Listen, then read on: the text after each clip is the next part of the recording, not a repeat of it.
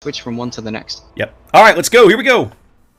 The narrows of the English Channel have borne witness to some of the most famous naval battles in history. Now the storied cliffs of Dover provide the inspiration and backdrop for a naval clash of epic proportions.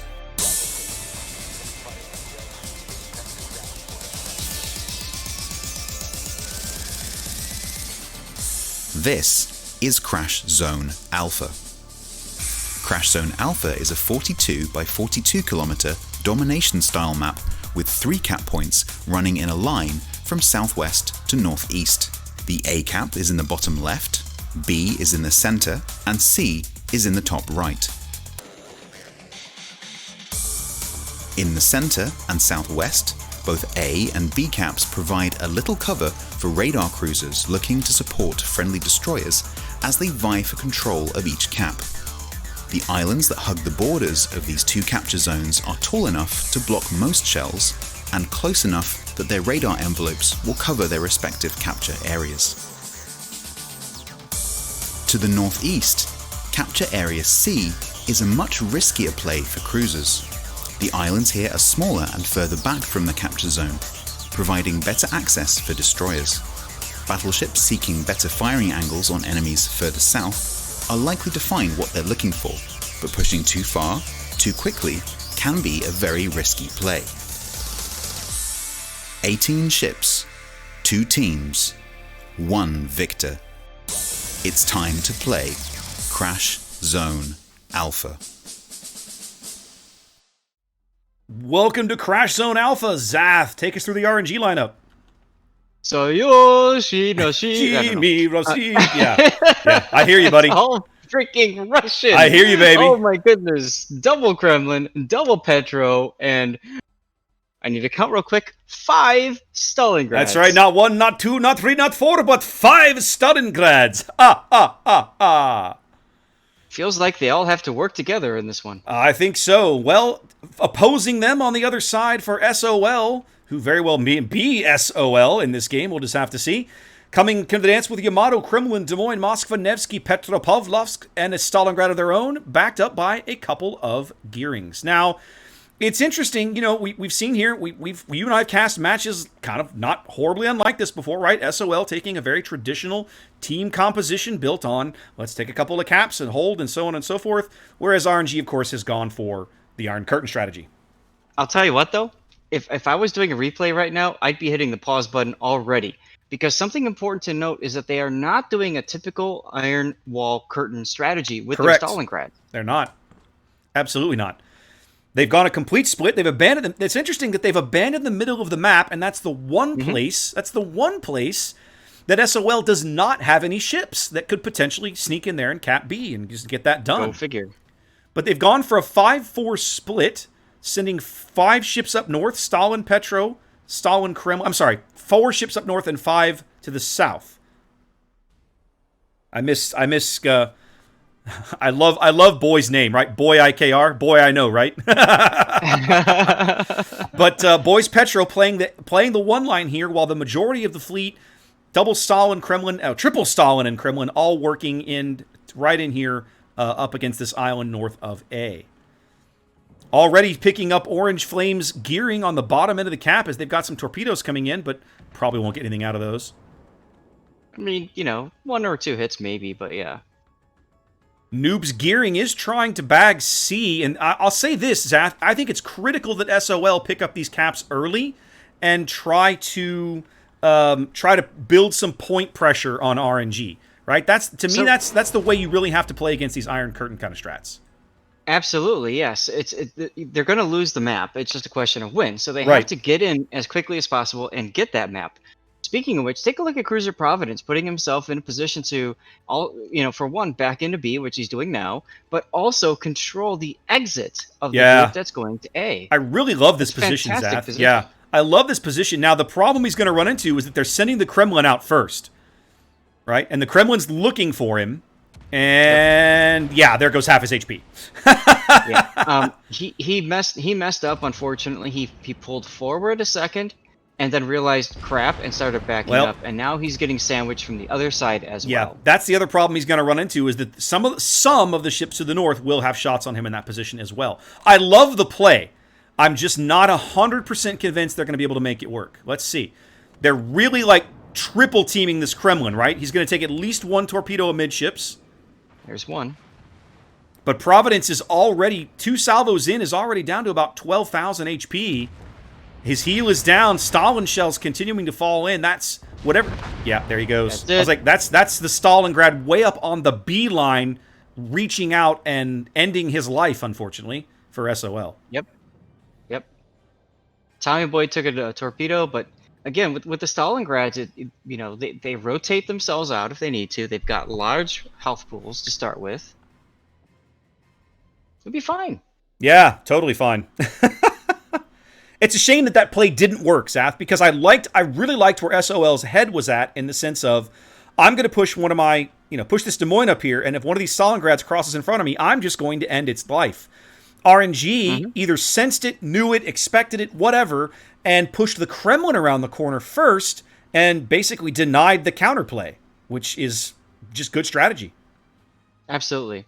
It speaks a lot to the level of experience that RNG puts on the table here.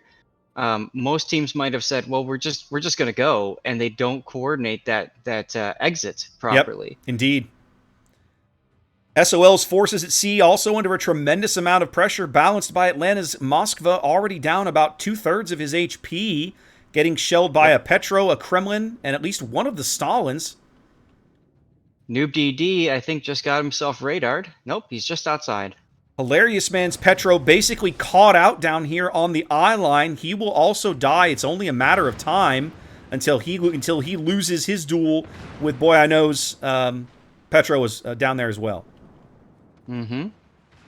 But Hilarious is getting, double teamed at least. Well, sure, the Kremlin shells can come in from astern and also push him. They just SOL. I think they were just maybe a little too aggressive too quickly with pushing the Petro up into that position. That's kind of the thing. Right. Like when you see one of these big Stalingrad walls, right? You have 600,000 hit points to chew through. You know that team is going to do two things. One, they're not going to be in a hurry, and two. Yep. Once they're on top of whatever cap that they choose to go sit on top of, dislodging them is going to be an extreme challenge.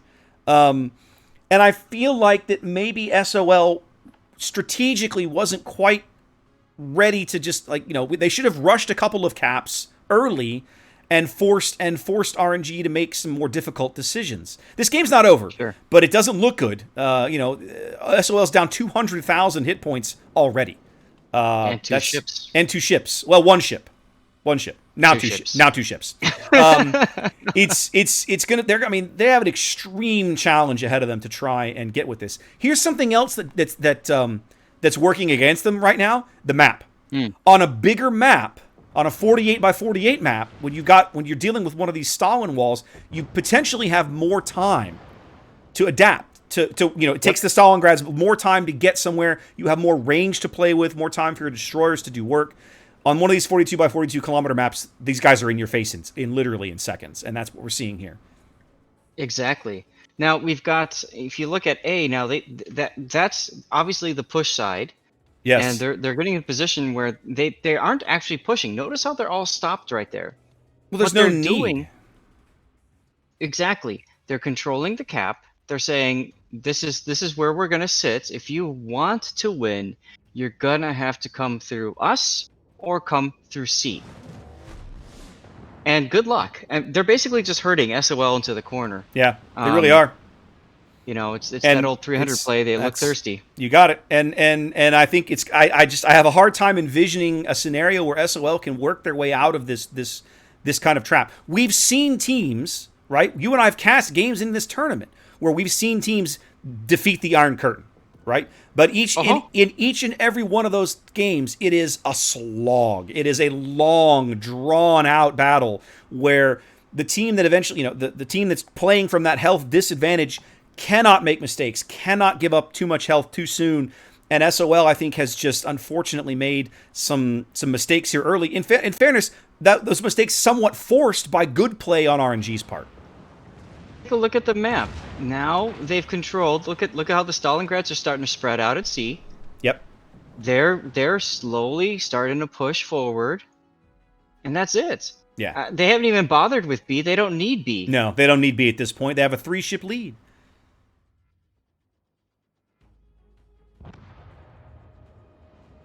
Four-ship lead. Yeah, about to become 5. Yeah.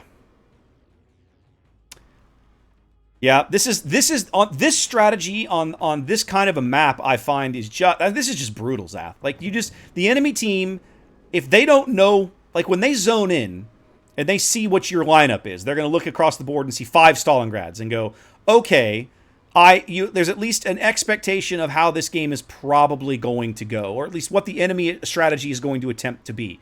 You have to know. You have to know as a team what your counter plan is and start calling it from the get-go, right? If you don't have that, you're going to struggle to adapt this quickly.